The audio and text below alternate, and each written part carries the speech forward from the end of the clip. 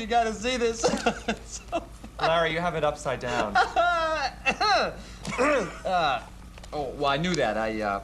Yeah, sure. I read it last week right side up, and it was depressing, so it makes sense. Yo! How you doing? Hi, Beverly. Hi, honey. Yay! All right, I need your help. What's a 5-letter word beginning with P and is very tasty to eat? Oh. Pie. No, I wanted something with 5 letters. Pie has 3 letters. I'm on a diet. I think the answer is a yes, pizza! Pizza! Speaking of which, where is he? Yeah, where is Chris? I mean, we only got a shabby 30 minutes for lunch here. Right? No, he'll be here. He never misses an entrance. Counting all the people. Yeah! All right. Okay, here it is. Okay, this pizza's got 8 slices, but I forget who gets what. I get 1/2. That's all I know. Oh boy, am I hungry. Come to Daddy and Daddy's stomach. Arthur, calm down. You have to excuse Arthur. He hasn't eaten in about, what, 2-3 seconds? I think? Yeah, I ordered a slice. Okay, this 1/8 is for you, Cynthia. Yeah. I ordered half a pie. Arthur, good pizza comes to those who wait. I'm hungry. I ordered a slice too, just like Cynthia. Okay, this 1/8 is for you, Bev. Did I mention that I ordered half a pie? And these 4/8 are for you, Arthur. Yay! No, wait. I didn't order 4/8, just 1/2. Arturo, 4/8 is the same as 1/2. Oh, well, I knew that. I just, Yes, sure you knew it. Chris, I had 1 slice, please. Great. This slice is for you, Larry. Oh, fantastic. Listen, you want my comic book? I'm done with it. Yeah, have you ever read these upside down? They are right. Aren't you gonna eat something? Oh, no. I'm not hungry. No, then we got a slice left over. Oh. Gee, Beverly, you're right. Ooh. Hold it! Nobody eat. What? Put it all back. Oh, no, it didn't work out right. Put it all back. Chris, my stomach thinks my throat's cut. It's an archaic cliche. I'm just hungry. No, you're gonna get another pizza. Just put it all back. It didn't work out right. Can I just one? No. Nothing? I promise you'll get pizza. I've just got to go get another one. But it, Hurry, Chris. I'll be The back. lights I are promise. beginning to fade. I've got the 519 blues because of all those numbers that ain't round. I've got the $1.98 blues for 2 cents more. How does $2 sound? My home is 163, not 160. My street is 149, not 150. I wear a 7.5 shoe, and I'm telling you, I was born in 1972. Am I blue?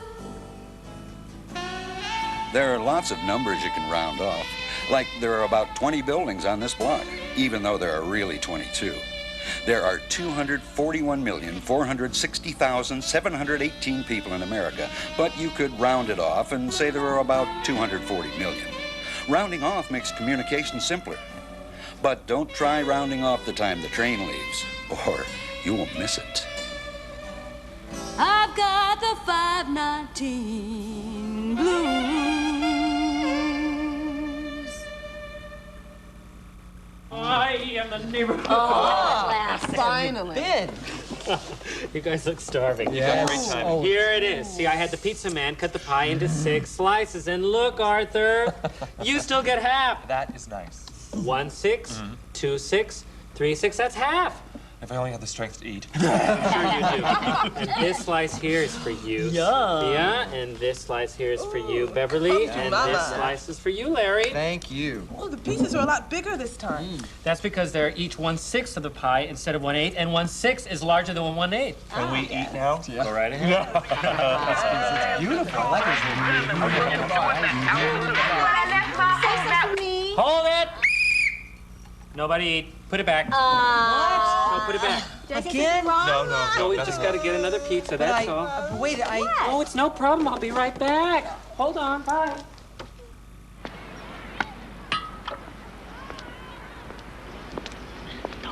Have you lost your marbles, or are you just looking through a street grate? I dropped it. What? I don't know. Then maybe it's not worth making such an eyesore of yourself. I don't know what it's worth. See, I had all these coins and I dropped one. And I can't see which one. How much did you have before this financial setback? Just enough to rent a movie, $1.69. Okay, well, let's see what you have now, and then we'll subtract. Subtract? Yeah, Einstein. If you take what you have now and subtract it from $1.69, you'll know what you dropped. Oh, okay. 1 50-cent piece, 2 quarters, 3 dimes, and 2 nickels. Makes $1.40. Oh, and 4 cents. $1.44. And $1.44 from $1.69? 44 from 69. 25. Rats, I dropped a whole quarter. Here. We're friends. You can owe me. Thanks. I might take back some of those rotten things I said about you. No prob. What movie are you gonna rent? Superman. Hey, I wonder if Superman ever drops a quarter. If he does, he tears out the grate. Subtraction. It's a real addition to your life. Most pizzas come in slices. Thank you. Here we go. We're back to a good old-fashioned 8-slice pizza. And look, Arthur, you still get half. Did somebody call? 4/8 or half the pizza. The rest of you get 1/8. 1/8, 2/8, 3/8, 4/8. 4/8 and 4/8 makes 1 pizza pie. Everybody dig in! Hey, what's for eats?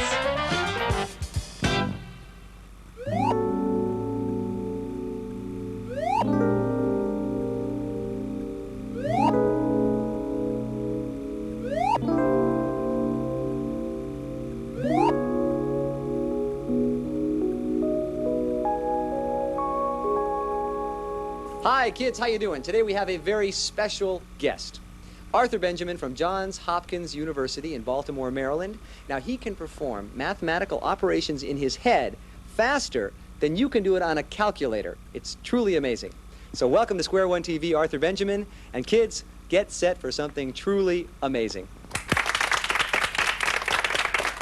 Thank you, Larry. Okay, I'm going to start off today with a couple quick examples of squaring. You remember what squaring is. Squaring is taking a number and multiplying it by itself. So if you wanted to square the number 8, 8 times 8 is 64. Well, I'm going to do some squaring, but with some bigger numbers.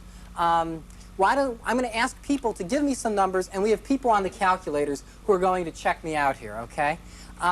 Give me a 2-digit number to square.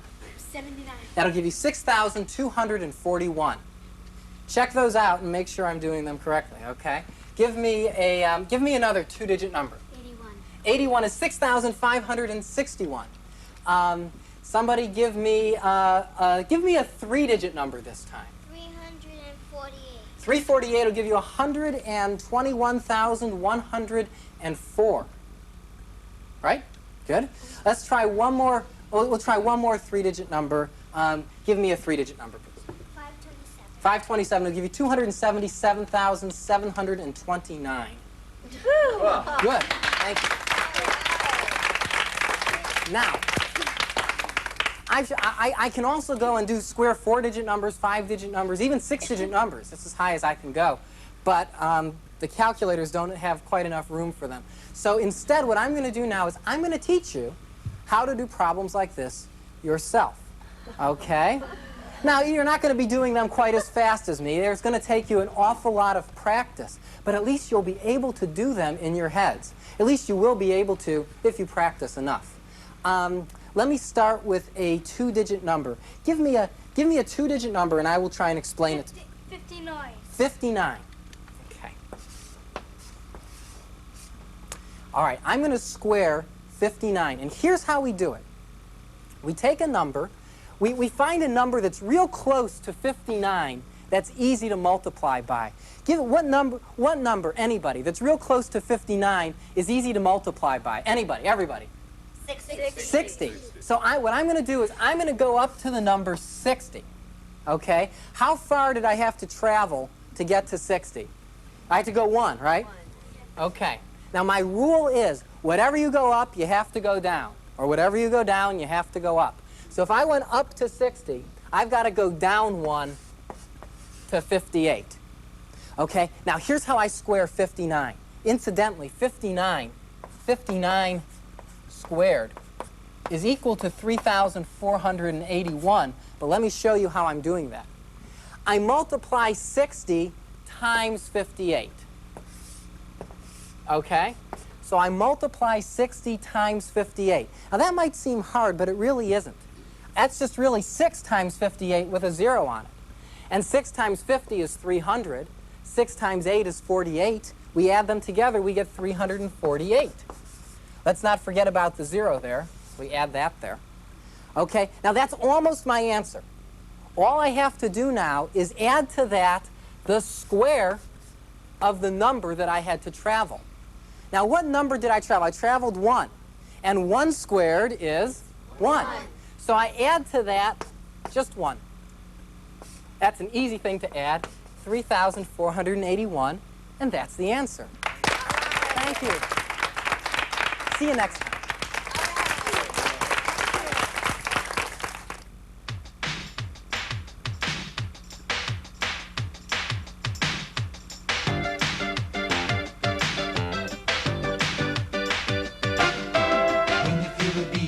Makes you wanna get up off your seat. Your body's counting and your feet just gotta move. Can you hear every bar is 4 beats that you can't subdivide? A simple matter of math, we all know how. I never thought or realized it'd be so cool to subdivide.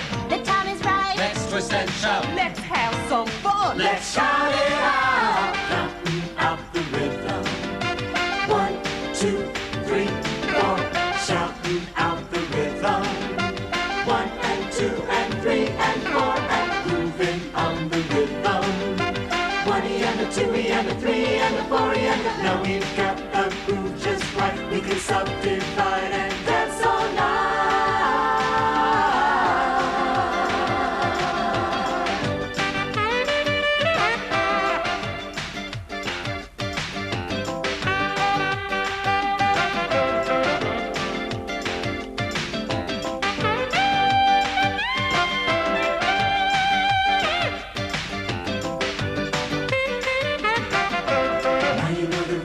Behind the groove that makes you want to move. It's a secret you can share with all your friends. Remember that every bar has 4 beats that you can subdivide. It's a simple matter of math, let's show 'em how.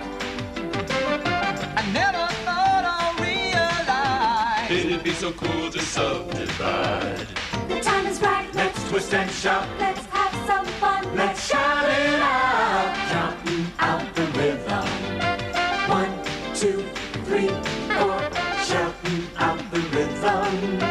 1 and 2 and 3 and 4 and grooving on the rhythm. 1 and the 2 and the 3 and the 4 and the, now we've got the groove just right. We can subdivide and dance all night, counting out the rhythm. 1, 2, 3, 4, shouting out the rhythm. 1 and 2 and 3 and 4 and grooving on the rhythm. 1 and a 2 and a 3 and a 4 and a, now we've got the groove just right. We can subdivide and dance all night, counting out the rhythm. 1, 2, 3, 4, shouting out the rhythm. My boss is weird. Low prices, lower prices, the lowest prices in town. She always has to have the lowest prices. Our prices are so low, even our bargain basement has a bargain basement. So now we're having another sale, and she wants me to make a sign for it, but there's a problem. I could only find 4 digits. 3, 5, 6, and 9. Well, what happened to the others? I don't know. Maybe I sold them. My boss wants me to take these numbers and put them on a sign so they add up to the lowest possible price. Make 2 two-digit numbers, a price for the stereo, a price for the speakers, and make them add up to the lowest possible sum. But how do I find the lowest possible sum? All right, a little trial and error, huh? So, how about this? Okay, okay. We're moving, we are grooving. Yeah, all right. $69 for the stereo, $53 for the speaker. That adds up to $122. What could be lower than this? Yikes! What are you trying to do, drive me out of business? But these prices are pretty low. Low? You call that low? Lower. I said the final sum has to be lower. How could it be any lower than this? All right, all right. Maybe I'll move the smaller digits to the tens place. Okay. Now, it's $59 for the stereo and $36 for the speaker. So that only adds up to $95. And you got to admit, no matter where you're from, that's a real low price for stereo and speakers. But is it the lowest possible total? Yikes! What, still not low enough? Not low enough? It's too low. I could go bankrupt. Quick, get rid of the sign before... Uh-oh, it's too late.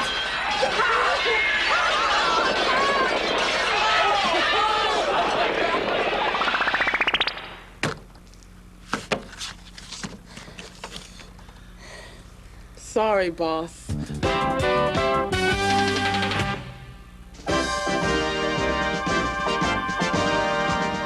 The story you are about to see is a fib, but it's short. The names are made up, but the problems are real. It was 9:43 a.m. and the seasons had once again merged in Southern California. It was not a pleasant sight. I was working the day watch out of Mathnet. My partner is George Ernest Frankley. The boss is Thad Green. My name is Monday. I'm a mathematician. My partner was on trial for a bank robbery he did not commit, and I needed evidence to prove it. We decided to look at scenes from yesterday's show to see if they would help. George had mentioned that one day while he was on vacation, the weather turned bad. I thought that might help us, especially after the pilot of a flying service said George was on his plane on the day of the robbery, making it theoretically possible for George to have committed the crime. Let me ask you this question, Mr. Munger. Have you ever seen me before? Not since last Friday when I flew you from the island to the mainland, saw you get in your car and drive to L.A. Why? That's terrible. I mean, that's monstrous. Witness. Stop it! He's lying, Kate. I think so, too. Remember when I asked you about the weather on your trip? I need that information. Kate, that's not important now. I'm about to be convicted of something I didn't do. That's why it is important now.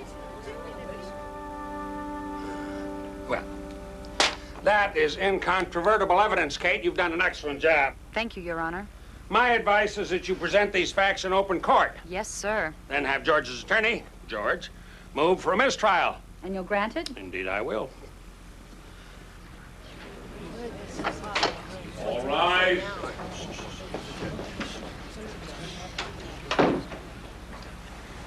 George, we're going to get you off scot-free. Be seated. We have some unusual new evidence which Sergeant Mundy will present to the court on behalf of this case. Kate? Thank you, Your Honor. As you will all recall, yesterday, the pilot and owner of Fishmonger Airlines testified that he picked up the defendant on Nomanison Island at 7:45 a.m. I have here the official report on the weather conditions on the day in question, and they confirm a suspicion. The weather in the Great North Woods on Friday, July 13th of this year showed heavy fog.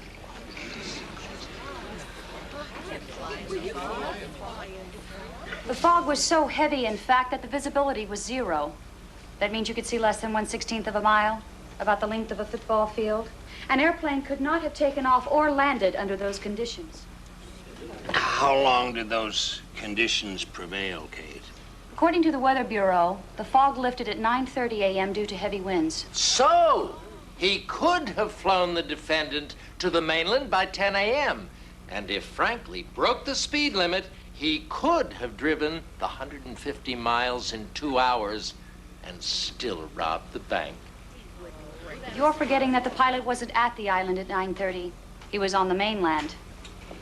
He would have had to fly from the mainland to the island and back, and not only that, the Weather Bureau reports something else. What? Winds of 50 miles per hour and gusting to 70 miles per hour. That means that even if a small plane could have flown in that weather, it could not have maintained the schedule. But with a 50-mile-an-hour wind, He could have got to the island in about 15 minutes and back in about 15 minutes. No. The wind would help him going over. He might have made it in 15 minutes with a tailwind. But then he would have had to turn around and fly into the wind. The return trip would have taken about 45 minutes to an hour. George couldn't have robbed the bank, Your Honor. The pilot was lying. I knew it.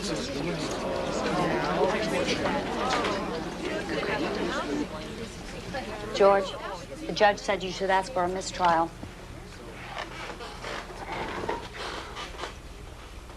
May it please the court?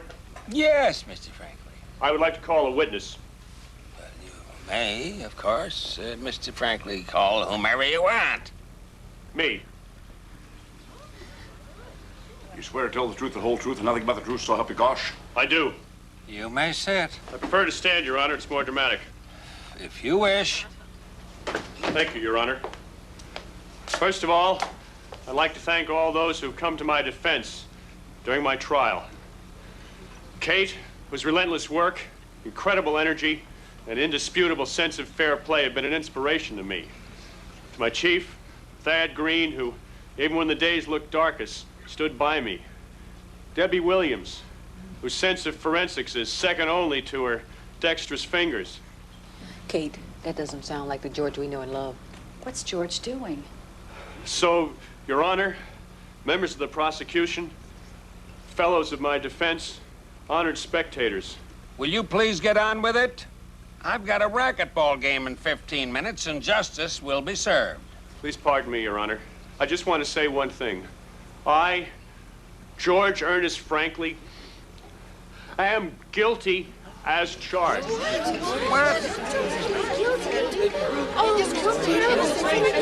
You admit you're guilty? George, what are you doing? I'm sorry, and I apologize to any of those I may have hurt. My friends, my sixth grade teacher, Mrs. Burke, my scoutmaster, Mr. Hare, and of course, my beloved wife, Martha, and our fine children. George doesn't have any children. That is not George Ernest Franklin. May it please the court. I am George Ernest Franklin, and I've just come out of the closet. Where that man gagged me and tied me an hour ago while Kate was in judge's chambers.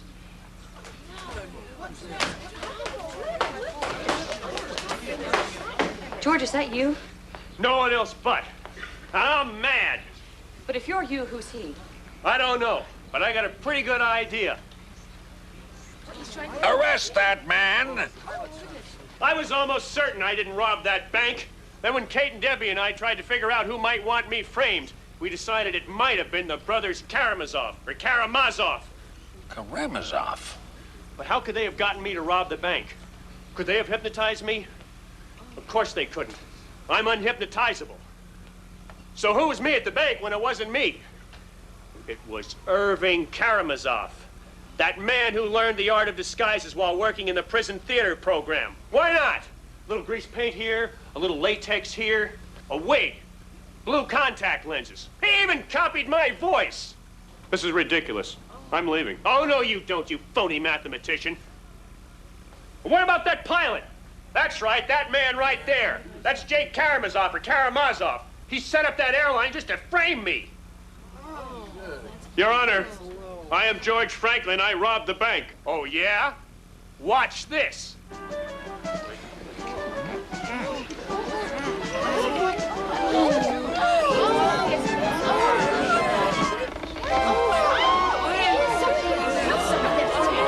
Ladies and gentlemen, may I introduce Irving Karamazov, or Karamazov. Bailiff, remand him to custody.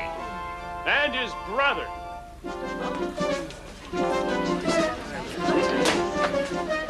Hey, let go, let go! The nose is real, try the hair.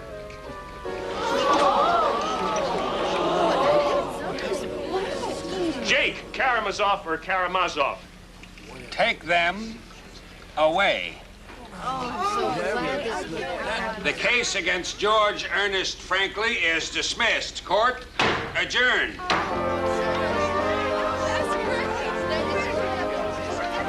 Gardner, justice has won out. Congratulations, George. We all knew you were innocent. Thanks, everybody. One thing, George. Next time you take a vacation, do me a favor. Yes, Chief. Take a witness along, will you?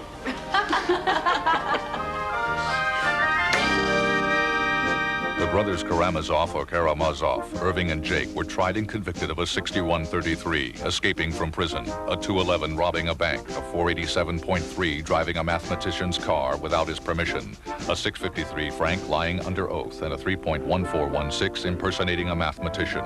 They were sent back to prison and good. They still write to George on a regular basis.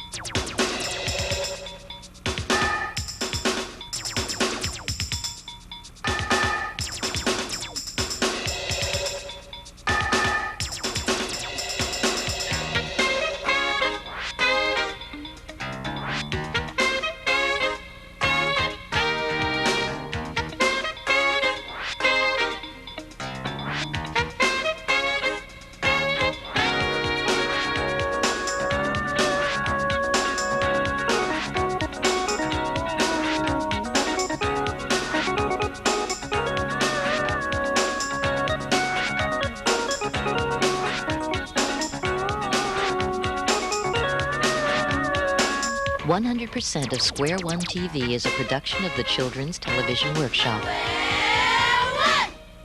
This program was made possible by grants from the National Science Foundation, the U.S. Department of Education, the Corporation for Public Broadcasting, the Andrew W. Mellon Foundation, and the Carnegie Corporation of New York. Corporate funding is provided by IBM. At IBM, we believe education is the key to the future. We are pleased to help support Square One TV as an innovative way to introduce young people to the exciting world of mathematics.